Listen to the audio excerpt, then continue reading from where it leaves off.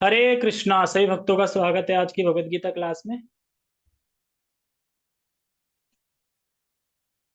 तो हम मंगलाचरण करते हैं।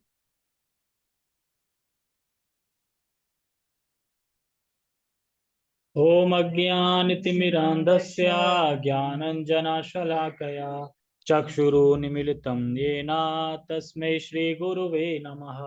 श्रीचैतन्यमनोभीष्टं स्थापितं येन भूतले स्वयं रूपः कदा मह्यं ददाति सत्पदान्तिकम्। वन्देऽहं श्रीगुरु श्रीयुतापदकमलं श्रीगुरून् वैष्णवांश श्रीरूपं साग्रजातं सहगणरघुनाथामृतं तं सजीवम् साद्वैतं सावधूतं परिजनसहितं कृष्णचैतन्यदेवं श्रीराधा कृष्णपादान् सहगण ललिता श्रीविशाखान्विशांश। हे कृष्ण करुणा सिंधु दीनबंधु जगतपते गोपेश गोपिका कांता राधा कांता नमस्तुते।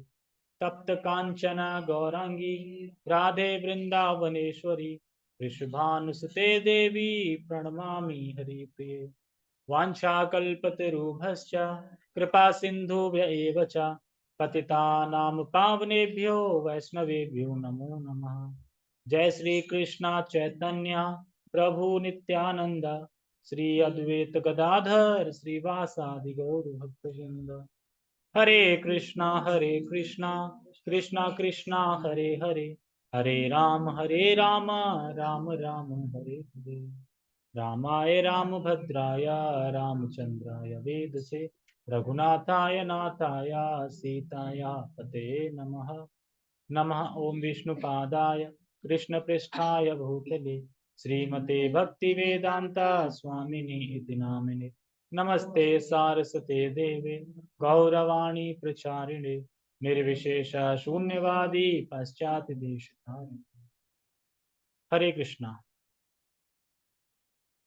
तो सभी का बहुत स्वागत है आज की भगवद गीता क्लास में। आज अध्याय 17 श्लोक क्रमांक 10 है और आज तमोगुण आहार की चर्चा होगी। तीनों की चर्चा होगी, मिक्सअप होगी, लेकिन वैसे श्लोक है वो तमोगुण आहार के ऊपर है। तो भगवान ने श्लोक क्रमांक 8 में बताया था सतोगुण आहार के बारे में और 9 में बताया था रजोगुण आहार के बारे में और अब 10वें में बताएंगे तमोगुण। फिर ये टॉपिक खत्म हो जाएगा, फिर आएगा टॉपिक यज्ञ का। ठीक है, आहार फिर यज्ञ आएगा। तो यज्ञ भी 3 प्रकार के होते हैं इस तरीके से, क्योंकि लोगों की श्रद्धाएं 3 प्रकार की ही होती हैं, रजोगुण तमोगुण सतोगुण, और मिक्सअप होती हैं। रजोगुण सतोगुण मिक्स है, किसी में तमोगुण रजोगुण मिक्स है, और कोई कोई ऐसे होती है जिसमें सिर्फ तमोगुण ही है। मतलब मेन तमोगुण है, रजोगुण हल्का हल्का है, लेकिन तमोगुण प्रधान है। तो पहले हम श्लोक का उच्चारण करेंगे।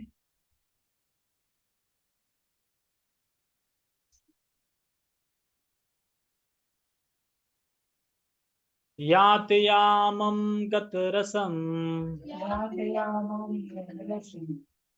पूति पर्युषितं च यत् उच्छिष्टम अपि चामेध्यम भोजनं तामसा प्रियम। यात यामं गतरसं पूति पर्युषितं च यत् उच्छिष्टमपि चामेध्यम उच्छष्टिमपि चामेध्यम भोजनं तामसा प्रियम। तो इसमें भी गुण है, जो कि भोजन है वो तामसी लोगों का प्रिय है ये। तो पहला है यात यामम। यात यामम मतलब भोजन पकाने के 3 घंटे बाद दिया जाए। पकाने के 3 घंटे बाद दिया जाए तो वो भोजन क्या होता है, तामसिक होता है। यानी बनने के 3 घंटे बाद वो तामसिक हो जाता है। और ये सामान्य भोजन की बात हो रही है, प्रसाद इसमें इंक्लूड नहीं है। प्रसाद दिव्य रहता है हमेशा, चाहे 24 घंटे हो चाहे 48 घंटे हो, चाहे किसी भी स्थिति में हो, कैसे भी अप्रश्य हो, कैसे भी हो, अस्पृश्य हो, वो दिव्य ही रहता है। लेकिन यहाँ पे सामान्य भोजन की अगर बात करें तो पकाने के 3 घंटे बाद अगर कोई खाना दिया जा रहा है तो वो तमोगुणी है। इसलिए होटल में नहीं खाना चाहिए। होटल में क्या करते हैं, एक बार सुबह बना ली और बनाने के बाद उसी उसी में छौंका लगाते रहते हैं, उसी में से कर करके लगाते रहते हैं। भले ही सड़ जाए, गल जाए, उसमें फसूकर आता है ना, वो आ जाए, झाग आ जाए, तो भी मसाले लगा लोगों के दे देंगे तुम्हें, उन्हें मतलब नहीं है क्या है कैसे। इसलिए होटल में तो बहुत बुरा है। तो इसीलिए बोल रहे हैं यात यामम। गत रसम, गत रसम मतलब स्वाद, स्वाद चला गया है उनका, जिस खाने का स्वाद चला गया है, स्वाद चला गया, उसमें कोई स्वाद नहीं आ रहा है। 3 घंटा पुराना हो गया, फिर क्या स्वाद आएगा? देखो ना कि रखा हुआ खाना फिर सड़ जाए तो फिर स्वाद नहीं आता उसमें। जैसे कहते हैं गत रसम, रसा नहीं है कोई उसमें, मतलब स्वाद नहीं आता। पूर्ति पूती, पूती मतलब जिसमें बदबू आ रही है, सुनते ना, बदबू आती है, सड़ जाती है कोई चीज तो पूती बदबू। तो ये गुण है सब तमोगुण खाने के। क्या क्या गुण है? पकाने के 3 घंटे बाद, स्वादहीन और सड़ा हुआ, ठीक है। और क्या है? परिष्टम, और जो सड़ गया है यानी सड़ा हुआ है, बदबू आ रही है और सड़ा हुआ है, सड़ गया है। और क्या है? उच्छिष्ट, उच्छिष्टमपि, उच्छिष्टमपि मतलब किसी का जूठा, कुत्ते का जूठा या इंसान का जूठा। जूठा, अगर जूठा खाना है वो भी तमोगुण। भले ही कुछ भी बनाया हो आपने, चावल बनाए, दाल बनाए, लेकिन अगर जूठा है तो तमोगुण हो जाएगा। जूठा नहीं होना चाहिए। यहाँ पे फिर समझ लो कि यहाँ पे प्रसाद की बात नहीं हो रही है, सामान्य प्रसाद जूठा नहीं होता। प्रसाद तो वहां पे जूठा खिलाते हैं जगन्नाथपुरी में। कैसे खिलाते हैं? आप जाओगे कि पानी पूरी दे दो या कोई भी प्रसाद वहां पे ले लो, तो वही प्लेट में कोई खा रहा होगा ना, बस खा लिया उसने, उसी प्लेट में तुम्हें कर देंगे और तुम्हें दे देंगे। कोई प्लेट धोने होने का सिस्टम नहीं है। और तुमने अगर बोल दिया झूठा है तो गाली पड़ेगी, बहुत सुननी पड़ेगी, तो प्रसाद को झूठा बोल रहे हो, प्रसाद की महिमा नहीं जानते, इस तरीके से सुनने को मिल जाएगा। तो वहां पे मतलब सब एक में से ही खा रहे हैं और वही उसमें उसमें करते जा रहे हैं, कोई धोने का सिस्टम नहीं है। हाँ तो वो भी खा सकते हैं, मतलब वो भी प्रसाद है। कुछ वैसे प्रसाद तो यहाँ भी प्रसाद है, वो भी कुत्ते का जूठा वो प्रसाद ही है, लेकिन खा नहीं सकते उस स्थिति पे नहीं है, लेकिन है प्रसाद भी, इस जैसा नहीं है मतलब कि। तो समझ में आया? किसी का जूठा, भगवान और भक्त वैष्णवों का जूठा खा सकते हैं। जैसे मान लो कोई सन्यासी है, उनका जूठा है, उनका जूठा खा सकते हैं, वो तमोगुण नहीं। तो सामान्य बात हो रही है। जैसे गोलगप्पे नहीं खाते हैं एक एक उठा के, तमोगुण। गोलगप्पे तो वैसे भी रजोगुण में है, वैसे फिर तमोगुण हो जाता है। पति पत्नी के साथ में खाना, यह भी तमोगुण है। हाँ, हाँ। की थाली अलग है। तो एक में खा रहे थे क्या अभी तक? मैं कौन है? अच्छा, वो भी तमोगुण है। 1% मतलब अगर प्रसाद है तो वाइफ ले सकती है पति का जूठा, लेकिन पत्नी का जूठा हस्बैंड को कभी नहीं लेना चाहिए। क्यों? क्योंकि पति गुरु तुल्य बताया गया है पत्नी के लिए, ठीक है। मैं नहीं बता रहा, प्रभु जी बता रहे थे। गुरु तुल्य बताया गया है शास्त्रों में भी। तो जो औरत होती है वो उसके आश्रित में रह के रहती है, आश्रित में रह के, इसलिए इसलिए पत्नी खा सकती है, लेकिन वो भी अगर प्रसाद नहीं है तो पत्नी भी न खाए, वो भी तमोगुण है फिर। लेकिन अगर प्रसाद है, और प्रसाद है, प्रसाद को फेंक तो नहीं सकते, तो खा सकते, लेकिन पुरुष नहीं खाता। तो यहाँ पे बता रहे हैं पति पत्नी के साथ में भी खाना खाना, ये भी तमोगुण। और क्या बोल रहे हैं? चा मेध्यम, चा मेध्यम जो अशुद्ध भोजन है, अशुद्ध भोजन समझते हैं ना, शुद्ध नहीं है, अशुद्ध है, अस्पृश्य है मतलब, तो ये तामसी लोगों को पसंद है। तो कह रहे हैं भोजनम तामसा प्रिय, तो ऐसा भोजन तामसी लोगों को प्रिय है। लेकिन कलयुग में क्या होता है कि जूठा खाने से प्रेम बढ़ता है, ऐसा बोला जाता है। बोला जाता है कलयुग, लेकिन साथ के साथ जो तमोगुण, जैसे कि आहार तमोगुण का आहार में कथा आती है श्रील भक्ति सिद्धांत सरस्वती ठाकुर जी की, कि वह जब एक गांव में गए थे, जिसका गांव का नाम था वर्मा, वर्मा गांव में गए थे, पूरी छनवा रहे थे देसी घी की, और बड़ा बढ़िया देसी घी छन रही थी। तो वहां के लोग नाक मूंद रहे थे ऐसे करके, क्या ये इतनी गंदी बदबू। तो उन्हें गंदी बदबू लग रही थी देसी घी की पूड़ी छन। अच्छा, तो उन्हें फिर अच्छी खुशबू क्या लगती है?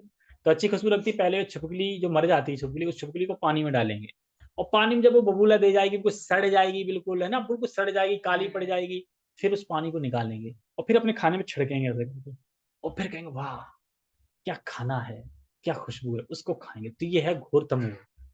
ये खाना कैसा हुआ? तमोगुणी खाना। कौन खा सकता है छिपकली को हम पानी में डाल के जब सड़ जाए? हो सकता है कि वहां पे डब्बों में डाल के रखते होंगे ना, जो बिल्कुल सड़ जाती होगी ना, उसका पानी निकाल के फिर छिड़क के खाते होंगे। अब विश्वास होगा कि ऐसे लोग भी होंगे? हैं? पति लोग हैं, अच्छा। वो मच्छी को 2-3 चक्कर मैंने बाद खाते ओ जब वो गर्म करते हैं तवे में तो एकदम, तो पूरी किचन में पूरे होटल में बदबू आती थी ब्राउन हाँ। पर। अब इतना दूर क्यों जा, मेरे ऑफिस में आ जाओ। अभी वो जो लड़का था जो मैंने बोला खाता रह हुआ है, अब वो पता नहीं किस तरह की मेडिसिन लेके आया है कि जब उसने डब्बा खोला इतनी गंदू हो रही, सर मेरे कहते क्या खोला, ये बंद करो एकदम, इतनी भयंकर बदबू। और वो खा रहा है उसको, हम बदबू नहीं सह पा रहे हैं उसके, वो खा रहा है, मतलब कैप्सूल वैप्सूल जो भी लाया जो भी दवा मेडिसिन होगी इसकी। लेकिन जब उसका डब्बा खोला तो पूरे कमरे में, छोटा कमरा है, पूरे कमरे में इतनी बदबू कि सांस नहीं ले सकते, इतनी गंदी बदबू, और उसको वो खा रहा है। तो घोरतम। मैं इसलिए ऑफिस का बोल देता हूँ कि वो जिंदगी में कभी सुनेंगे नहीं, कभी नहीं सुनेंगे, इसलिए बोल दे जो सुनेंगे नहीं कभी तो। तो क्या कह रहा था मैं, हाँ, तो पूरी छनवा रहे थे। तो ये सब लोग होते हैं तमोगुण में। और यहाँ पे जो बात हो रही है वो तमोगुणी खाने की हो रही है, जो अस्पृश्य है और जो सड़ा हुआ है, झूठा है। मांस की तो बात ही नहीं हो रही, मांस तो एकदम अस्पृश्य है, मतलब कि छुआ ना जाए जिसको, एकदम अशुद्ध। मांस की तो बात नहीं, मांस तो अलग ही कैटेगरी में चला गया, असुरों की कैटेगरी में। यानी कम से कम 3 कैटेगरी आ रही ना, रजोगुण तमोगुण सतोगुण। तो चलो तमोगुण में है वो, लेकिन तमोगुण से नीचे और क्या चला गया, असुरों में चला गया, बिल्कुल असुरों के खाने में। तो मांस तो असुरों का खाना आ गया, यहाँ पे असुरों की बात नहीं हो रही है, ठीक है। टेक्स्ट पढ़ते हैं, अनुवाद। खाने से 3 घंटे पूर्व पकाया गया, जैसे आप खा रहे हो अभी, लेकिन पकाया कब गया था? 3 घंटे पहले। सामान्य, स्वादहीन, वियोजित एवं सड़ा, जूठा तथा अस्पृश्य। अस्पृश्य में ही आ जाता है ये सब, मांस वांस सब अस्पृश्य, क्योंकि मांस को मतलब छूना स्पृश्य हो जाते हैं, दारू स्पृश्य में आ जाती है। अस्पृश्य वस्तुओं से युक्त भोजन उन लोगों को प्रिय होता है जो तामसी होते हैं। तो ये जो खाना जिनको पसंद है, यानी वो तामसी लोग, तामसी गुण वाले। कुछ लोग कहते हैं कि कहाँ लिखा है गीता में कि मांस नहीं खा सकते, बता दो कि एक बार बता दो। तो यहाँ लिखा है, क्या लिखा है? अस्पृश्य। अस्पृश्य मतलब मांस को ही बोलते हैं, मतलब कि जब, अब इसको कैसे समझा जाए, जिस प्रभु जी बता रहे थे कि जब किसी के घर में डेथ हो जाती है, दादा दादी किसी की, तो उनको हम ले जाते हैं अंतिम संस्कार करने के लिए। दाह संस्कार करने के घर आते हैं तो फिर नहाते हैं ना। क्यों नहाते हैं? स्वच्छ होने के लिए, क्योंकि हम अपवित्र हो गए थे, पवित्र होने के लिए नहा रहे। क्यों? क्योंकि वो जो शव था उसको हमने टच कर लिया है। अगर हम सबको टच कर लेंगे तो अब आप खुद ही नहीं रह पाओगे, आपको नहाना ही पड़ेगा। नहाना पड़ेगा ना, अजीब सा लगेगा ना एकदम। मतलब ऐसा नहीं कि तुम आके खाना खाने लगो या बिना नहाए रह लो, शरीर बॉडी इजाजत ही नहीं देगी, क्योंकि वो अलग ही फीलिंग आएगी। तो अस्पृश्य मतलब, तो उसके बाद फिर स्नान करते हैं। उसी तरीके से हम दूसरे के शव को जब घर में लाते हैं, उसको तो खूब छूते हैं, खाते भी हैं, फिर अपवित्र नहीं होते, फिर नहाने नहीं जाते, फिर नहाने तो नहीं जाते। इंसान की जो शव है वो अस्पृश्य है, मतलब छुओगे तो नहाते हैं। तो उसी तरह जानवर की बॉडी भी तो अस्पृश्य है ना, वो भी तो शव है ना। उसको भले तुम उसके टुकड़े काट काट के ला रहे हो, लेकिन है तो बॉडी है ना वो। तो वो उसके लिए तो कुछ नहीं।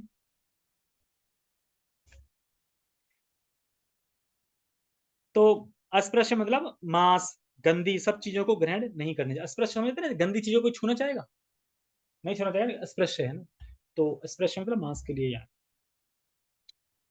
और इसमें शराब इत्यादि भी आती है।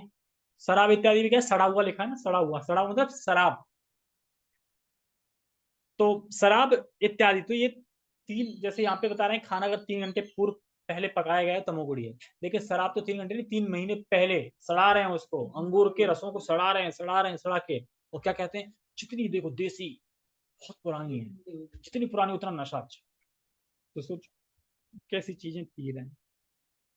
प्रभु जी बता रहे थे कि अगर किसी ने एक बार भी दारू पी है तो वह अगर उसने एक बार भी दारू पी है और भक्ति नहीं की है तो वह नरक जाएगा ही जाएगा, और वो दारू, अग्नि वाले दारू मतलब लावा, पिएगा ही पिएगा, भले ही एक बार पिए। क्या तुमने पिया है क्या, हंस रहे हो? हाँ? हमने ये तो बराबर किया है। तो वो तो भक्ति कर रहे हैं ना, जिसने भक्ति नहीं करी है।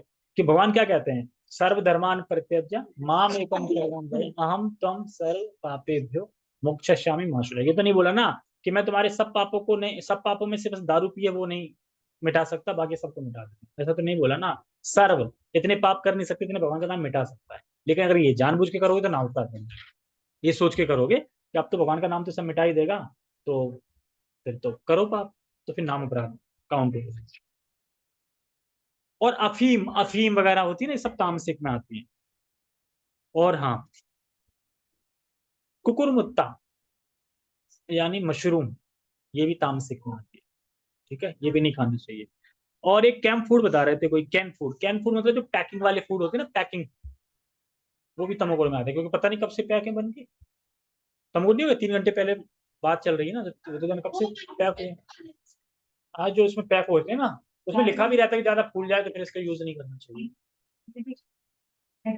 सब्जी होती है ना इंस्टेंट, उधर खाओ और जैसे इंस्टेंट फूड मिलता है, जैसे चावल मिलते हैं, रात में तो पैकिंग में, उसे मार्केट से लाओ, ओवन में डालो, गर्म करो, निकालो और खा लो हाथ कहीं भी। तो मतलब बने हुए होंगे ना, हाथ तो वो तमोगुण आएंगे ना, पहले ही बन चुके हैं ना, जो खाना पहले ही बन चुके तो आप गर्म कर रहे हैं। जैसे घर में जो गर्म करवाने मशीन होती है उसे क्या बोलते हैं? अरे आती नहीं है छोटी सी, उसमें पिज्जा वीजा डाल दिया, वो मशीन बोलते हैं। तो जो भी है, तो बता रहे थे कि कलयुग में होता क्या है, कलयुग में लोग अब भिखारी भी नहीं आते घर के बाहर, क्योंकि पहले भिखारी आते थे तो गृहस्थ जो होते थे वो चिल्लाते थे बाहर जाके, कोई भूखा तो नहीं है, कोई भूखा तो नहीं है, कोई भूखा तो नहीं है, 3 बार, उसके बाद फिर वो पाते थे पैसा। लेकिन अब कलयुग में कम से कम ऐसा कर लो कि पहले पा लो, फिर बच जाए, फिर चिल्ला लो कि कोई भूखा तो नहीं है। लेकिन ये भी नहीं करेंगे, क्या करेंगे, जो बच जाएगा वो जाएगा फ्रिज में, और फिर से जाएगा फिर ओवन मशीन में, मशीन से फिर जाएगा पेट में, फिर बच गया फिर जाएगा फ्रिज में, फिर उसमें, फिर पेट में, फिर बच गया तो उसमें। और बेचारा भिखारी सोचता है अब आएगा, वो बालकनी से देखता रहता अब आएगा, अब आएगा, आता ही नहीं है, तो कहता है यार खड़े होना ही बेकार है, अब तो आता ही नहीं। पहले के लोग देते थे, रखते नहीं थे। पहले ऐसा था कि खाना बच जाए तो फ्रिज में रख दो, नहीं ऑप्शन नहीं था, तो गाय को खिला दोगे, कुत्ते को, मतलब किसी ने किसी को डिस्ट्रीब्यूट कर दोगे पर रखोगे नहीं। लेकिन अब क्या है, जब से फ्रिज चल पड़ा है तब से फ्रिज में, फ्रिज से फिर पेट में, उसमें मशीन में, मशीन से पेट में, ये चलता है। तो ये हाल है कलयुग का, जबकि ऐसा होना नहीं चाहिए, जो खाना बचे उसको डिस्ट्रीब्यूट करना चाहिए। ऐसे नहीं फेंक सकते ना, मतलब कि पहले भिखारी होते थे ना, आते थे ना, भिखारी को पता है ये देते ही नहीं, ये खुद ही पेट भर जाए पहले इनका। सुबह खराब हो जाए। तो कहने मतलब ये कि फ्रेश फूड खाना चाहिए, 3 घंटे पुराना नहीं खाना चाहिए।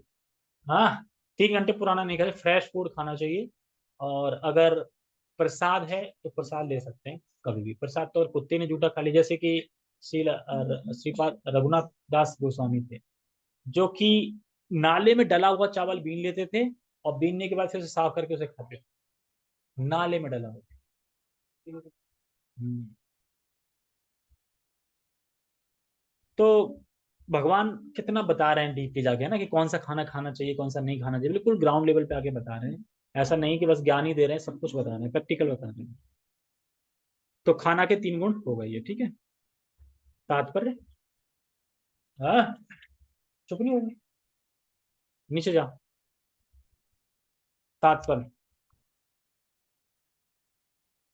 आहार भोजन का उद्देश्य आयु को बढ़ाना, मस्तिष्क को शुद्ध करना तथा शरीर को शक्ति पहुंचाना है। एक क्वेश्चन किया था किसी पे इसने, कि आयु बढ़ाने की क्या जरूरत है, जल्दी मर जाए जल्दी भगवान मिल जाए ना, आयु बढ़ाने की क्या जरूरत है, भक्ति ज्यादा कर लेंगे, अपराध भी तो ज्यादा कर सकते हैं। ये कैसे कह सकते हैं कि भक्ति ही ज्यादा कर सकते हैं, अपराध नहीं कर सकते ज्यादा। अरे वो आधे घंटे बाद लेके आती हैं लड़कों को, बीच में डिस्टर्ब कर, हैं? क्या, यहीं से नहीं सुनी। क्या से नहीं सुनी? अच्छा, ये भी कोई बात ऐसे नहीं कहता। और कहते हैं आयु बढ़ाने वाले, लेकिन आयु तो फिक्स है, आयु फिक्स है। लेकिन अगर गलत काम करोगे तो आयु क्षीण होती है, और अच्छे काम करोगे तो आयु बढ़ती भी।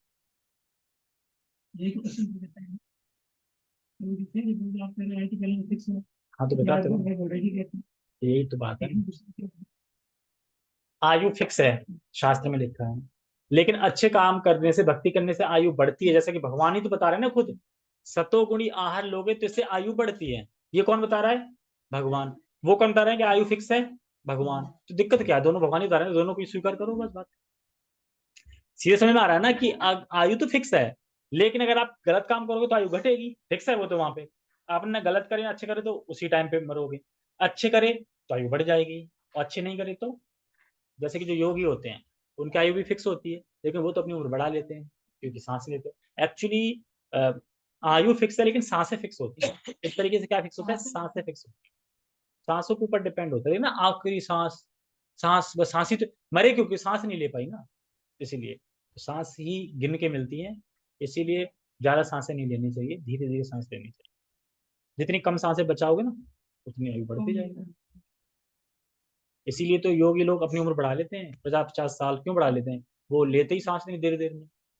जहाँ पे अपन 100 सांसें लेंगे अगर मान लो एक दिन में, वो वहां पे 2 सांसें लेंगे एक दिन में, 2 4 5 जो भी, तो बढ़ गई ना उतनी। तो इसी तरीके से बढ़ जाती है।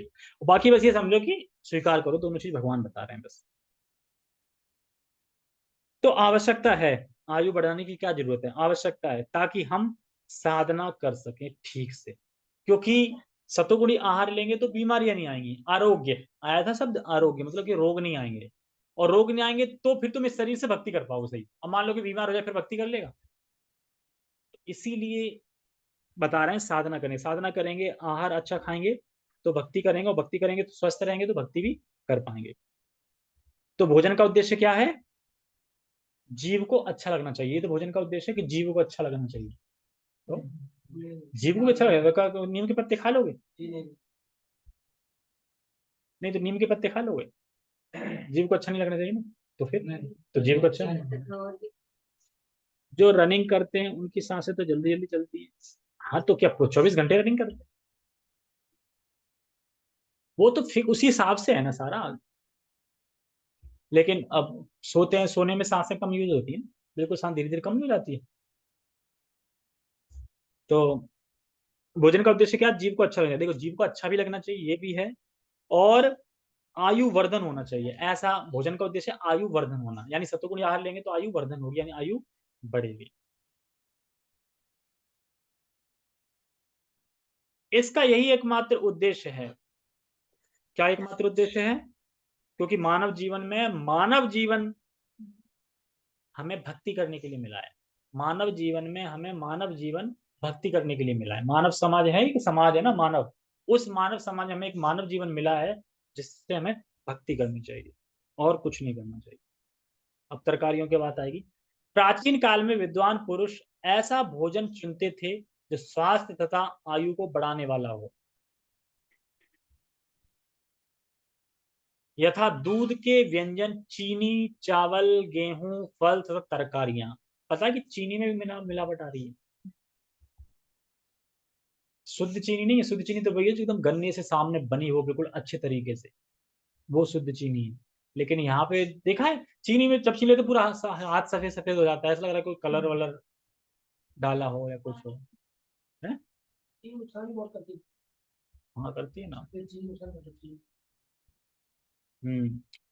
तो चीनी मतलब जो नेचुरल तरीके से बनाई जाती है उसको बोल रहे हैं। और क्या है? ये भोजन सतोगुणी व्यक्ति को अत्यंत प्रिय होते हैं। तो प्रोपात जी यहाँ पे तीनों को समराइज कर रहे हैं, ठीक है, तात्पर्य में सतोगुणी के ले लिए, अब रजोगुणी के लेंगे, फिर लास्ट में तमोगुणी के लेंगे, ठीक है। तो प्रिय होते हैं, तो प्रोपात तीनों को तात्पर्य इसी में ले रहे हैं।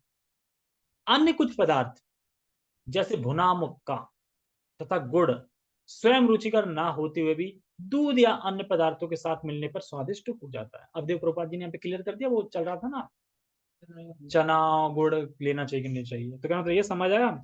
चने और गुड़ का बोला गया है, जो रुक्ष और सूखे होते हैं। एक रुक्ष होता है और सूखा होता है चना, और रुक्ष होता है, रुक्ष होता है वो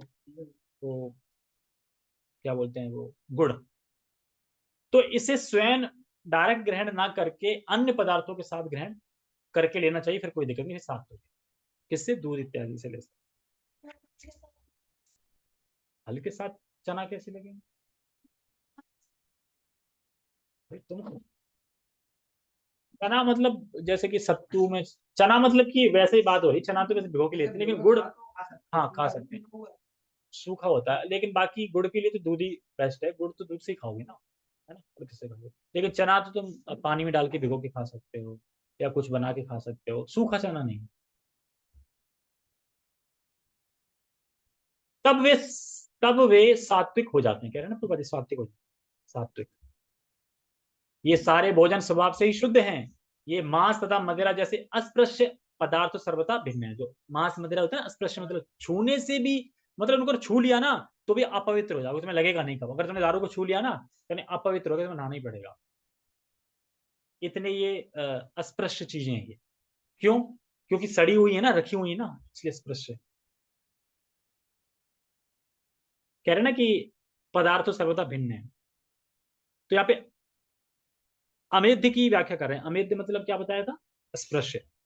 आपको पता है कि जो शराब जहां पे संपर्क कर लेती है शराब, वह वस्तु बिल्कुल अपवित्र हो जाती है, बहुत अपवित्र हो जाती है। तो यही मैं बता रहा था, किसी ने एक बार भी अगर दारू पी है तो उसको नरक लोक में जाके दंड भुगतना ही पड़ेगा, अगर उसने भक्ति नहीं करी है तो। 8वें श्लोक में जिन स्निग्ध चिकने पदार्थों का उल्लेख है, अब चिकना चिकना आ रहा था ना कल, उनका पशु वध से प्राप्त चर्बी से कोई नाता नहीं होता। यह पशु चर्बी दुग्ध के रूप में उपलब्ध है, जो समस्त भोजनों में परम चमत्कारी है। दुग्ध, मक्खन, पनीर तथा अन्य पदार्थों से जो पशु चर्बी मिलती है, उससे निर्दोष पशुओं के मारे जाने का प्रश्न नहीं उठता। यह केवल पाश्विक मनोवृत्ति है जिसके कारण पशुवध चल रहा है। आवश्यक चर्बी प्राप्त करने की सुसंकृत विधि दूध से है। पशुवध तो अमानवीय है। क्या समझ में आया इतने? कह रहे हैं जो लोग कैसे भी किसी लोग बीमारी करते हैं, चिकनी चीज है, घी दूध चिकनाट होती है ना उनमें, तो चिकनी चीज बिना पशु को मार के भी मिल रही है ना। लेकिन वो लोग क्या करते हैं कि पशु को मार के उसके खाल से पता नहीं क्या चर्बी निकालते हैं, चर्बी मतलब चिकनाहट जो होती है ना, वो निकालते हैं। तो वो निकाल रहे हैं वही चीज, लेकिन उससे क्या पशुवध हो रहा है। लेकिन हम भी वही चीज निकाल रहे हैं दूध दो के, और दूध से फिर क्या दही बन रहा है, घी बन रहा है, पनीर बन रहा है, जब चिकनाहट की चीजें बन रही है। लेकिन इसमें क्या हो रहा है? इसमें क्या हो रहा है? इसमें पशुवध नहीं हो रहा है। तो यही प्रभुपाद जी यहाँ पे बता रहे हैं कि समझ में आया। आजकल क्या करते हैं, पशु को मार करके उसी के शरीर से घी निकाल लेते हैं, यानी एनिमल फैट होता है वो कहते हैं, और ये अपवित्र है क्योंकि इसमें पशुवध होता है। तो अब उन्होंने मान लो फैक्ट निकाल भी लिया मार के, अब उसको हम यूज करेंगे तो वो तमोगुण में आएगा, क्योंकि मार के का है ना तमोगुण में। और अगर हम दूध निकाल के घी बना के फिर उसका सेवन कर रहे हैं तो वो सत्वगुण में आएगा। क्यों? क्योंकि उससे पशुवध नहीं हुआ। इस तरीके से। और यहाँ प्रभुपाद जी कह रहे हैं कि मक्खन घी कहाँ से आता है? कहाँ से आता है मक्खन और घी? हाँ, दूध से। और दूध कहाँ से आता है? पशु से। और कैसे आता है? जब हाँ, जब वह घास खाती है और जब अपने बछड़े को देखती है तब वह दूध देती है, क्योंकि बछड़े के लिए दूध देती है। लेकिन वो इतनी दयालु होती है कि बछड़े को देने के बाद इतना और दे देती है कि तुम आप लोग भी हम लोग भी मतलब पा सकते हैं। तो ये सबसे पवित्र है। गाय दूध देती है बछड़े को देख के। और देशी गाय का दूध पीने से बुद्धि ठीक होती है, तंतु ठीक होते हैं, सूक्ष्म चीजें समझ में आती है। और भैंस का पियेंगे तो फिर बुद्धि भैंस जैसी होती जाती है, डल होती जाती है। इसीलिए गाय का दूध पीना चाहिए। मशीन से निकालने वाला नहीं है। मान लो अब बाहर से लेना पड़ता है, लेकिन कौ मिल्क बाहर से आ रही है, वो मशीन से ही हो रहा होगा ना। वो कौन सा धोने वाला कोई लगा होगा, या बछड़ा देख रही होगी, ना बछड़ा देख रही होगी गाय, ना कोई देख रही, मशीन से आ रहा हो, मशीन से पता नहीं क्या क्या मत्थन से आ रहा होगा। कैसे? मशीन से।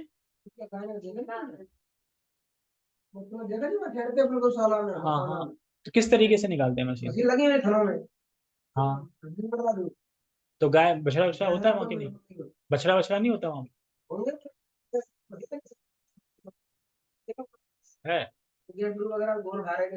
अच्छा अच्छा, वहाँ पे इसलिए मशीन लगाई कि वहाँ पे गाय इतनी थी 60,000 60,000 गाय को कैसे दोगे ज्यादा बता, है। खुद दो ही नहीं पाओगे ना, तो इसलिए मशीन का यूज कर रहे हैं। लेकिन फिर भी भक्त लोग किस तरीके से यूज करते हैं और ये लोग किस तरीके से करते हैं, उसमें फर्क हो, मतलब कि उन्हें चोट ना आए, कोई दिक्कत ना हो, बच्चे को दिखा के उस टाइम सब कुछ करते होंगे, लेकिन यहाँ तो अंदर तुमने चल रहा होगा ना, खून भी संग में निकल रहा हो, तो क्या पता चल रहा है, इस तरीके में फर्क पड़ जाता। कहाँ पे थे हम? आगे।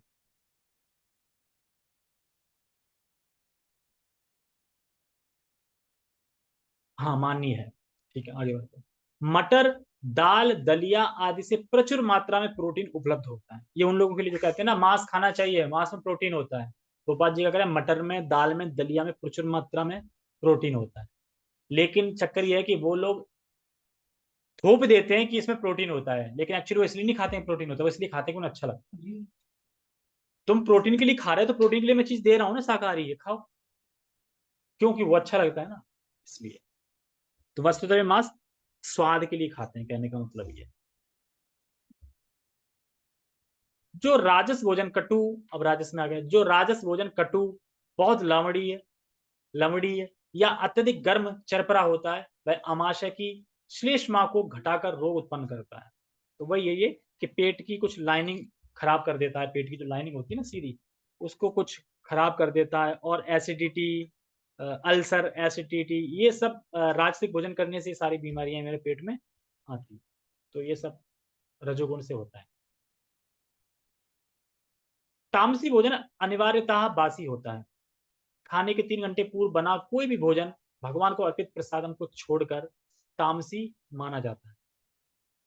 तामसी माना जाता है मतलब सुबह बनाया है शाम को नहीं खा सकते, और भोग नहीं लगाया है तो इसलिए वह, जैसे कि हम देखते हैं ना कि हम बॉयल चावल नहीं खरीदते क्योंकि वो पहले ही बन चुके हैं, बॉयल हो गए हैं संग में, मतलब ऐसे ही।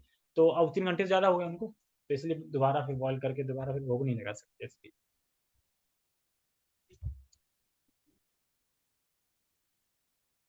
यहाँ पे है तामसी माना जाता है। बिगड़ने के कारण उससे दुर्गंध आती है, जिससे तामसी लोग प्राय आकृष्ट होते हैं। ये कहाँ बताया था अभी, छिपकली वाला, दुर्गंध आ रही है ना उसमें से, और फिर उससे आकृष्ट हो जाते हैं। अच्छा, किंतु सात्विक पुरुष उससे मुख मोड़ लेते हैं। पर भगवान का प्रसाद ऐसा नहीं है। तो भगवान के प्रसाद में ऐसी नहीं, जैसे मैंने श्री रघुनाथ गोस्वामी की बताई थी ना अभी, कि वह नाली से पड़ा हुआ भी प्रसाद खा रहे थे, तो प्रसाद के बारे में ऐसा बिल्कुल नहीं। हो गया, ये कल करो, नहीं है नहीं टाइम, फिर वो थोड़ा किचन विचन का आएगा ना, साफ सफाई का, वो थोड़ा धीरे धीरे पड़े। ठीक है, उच्चिष्ट जूठा यहाँ से हम यहाँ कल पढ़ेंगे, ठीक है। हरे कृष्णा। जगत गुरु शिल प्रभुपाद की जय, श्रीमद् भगवद गीता की जय, निताय निताय गौर प्रेमानंदे, हरि हरि बोल।